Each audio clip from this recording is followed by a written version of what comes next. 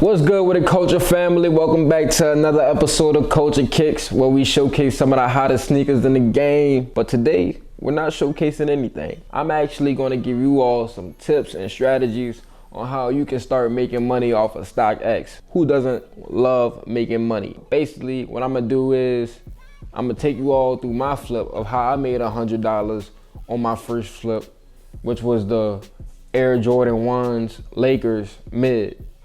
It's too much to say. That's why I just like ones. But they were the Air Jordan mid Lakers. So I'm gonna just skip all the rattling and the subscribing, whatever, and I'm gonna jump right into it. So what I would do is, this is a basic strategy. Get access to capital. That's the first thing. Whether it's $200, $300, $400, $500, set a budget within your means and achieve that goal. How can you achieve that goal? The first way is reach out to friends and family. You know, that's the simplest thing, the simplest way to do it. Christmas is around the corner. Ask for $200 from your auntie. Ask for $300 from your sister. That's $500 right there. See, most people think, oh, I don't want to ask. I don't want to feel like I'm being a burden on someone else. But deep down inside, humans, we're giving creatures. We love to give. You know, closed mouths don't get fed. So one way would be to ask your friends and your family simply. Another strategy you could do for all you adults out there, if you're 18, don't go on your mom's person and getting her credit card, is getting a credit card and using that to fund your business. Funnel that. But that way takes major discipline, because you cannot spend your flip money. You have to reinvest that money until you get a catalyst to keep going and snowballing it, to get that cash flow. The credit card is really for cash flow purposes. But what I did was, for my first flip, I used a credit card. I'm like, I ain't got it.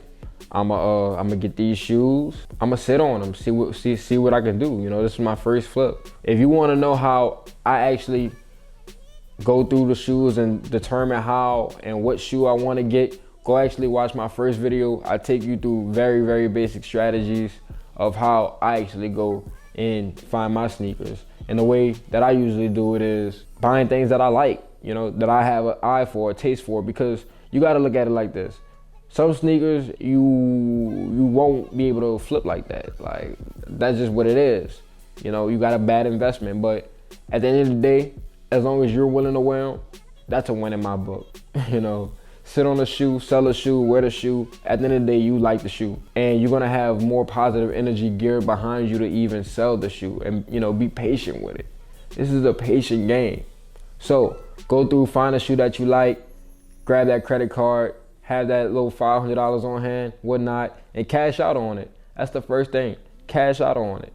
Once you cash out on it, just sit, observe trends that's going on, different rumors that's going on about everything. Now, I will say I do all this on StockX, through StockX. No, StockX is not paying me to affiliate myself with them, to advertise or anything like that. But, if they want to do that, they could get at your boy. But I really like StockX because the platform is like a stock market for sneakers. I invest in regular stocks. I like investing in sneaker stocks. I can see the price points and everything. Like I said, go look at the first video. I'll show you the chart. I copped my Air Jordan 1 mid Lakers, and I was sitting on them. I copped them in October of 2019, and I just sold them in June 2020.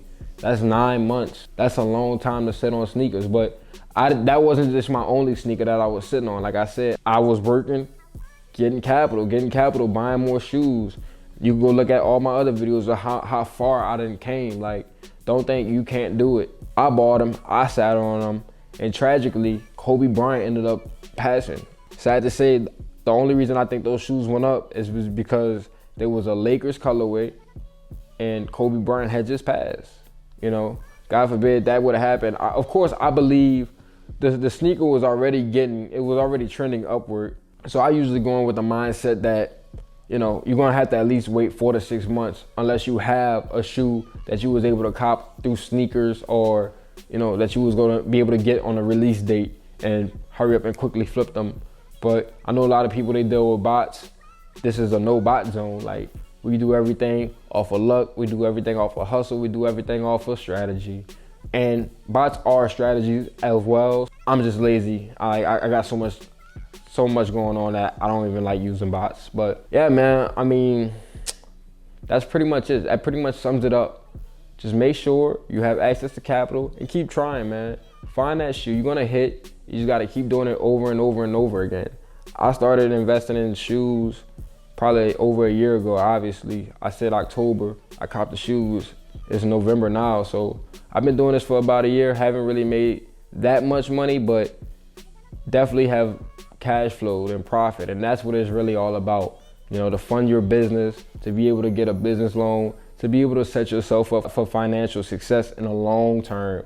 Don't think about it in the short term. As long as you're showing cash flow, you will be willing to get a business loan, no matter if you're cash flowing only $1,000 a year.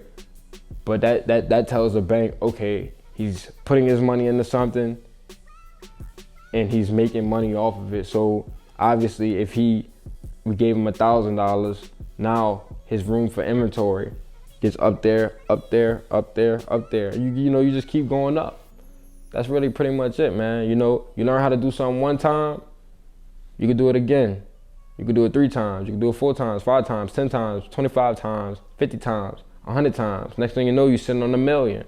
So basically, what do you want to do today? Ask yourself, what do you want to do?